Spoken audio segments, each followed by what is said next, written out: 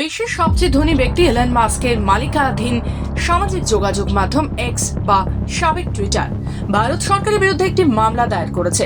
মামলাটি কর্ণাটক হাইকোর্টে দায়ের করা হয়েছে, যেখানে এক্স অভিযোগ করেছে যে ভারত সরকার তথ্য প্রযুক্তি আইনের ৭৯(৩)(বি) ধারায় ব্যবহার করে তাদের কন্টেন্ট নিয়ন্ত্রণ ও সেন্সরশিপ আরোপ করেছে, যা মত প্রকাশের স্বাধীনতায় হস্তক্ষেপ করছে।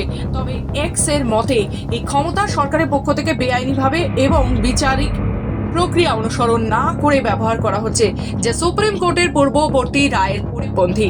ভারত সরকার এই মামলার বিষয়ে এখনো আনুষ্ঠানিক প্রতিক্রিয়া জানায়নি, তবে মামলা ভারতীয় ডিজিটাল নীতিতে গুরুত্বপূর্ণ প্রভাব ফেলতে পারে, বিশেষ করে যখন ইলন মাস্কের অন্যান্য উদ্যোগ যেমন টেসলা ও স্টারলিংক ভারতে প্রবেশের প্রস্তুতি নিচ্ছে।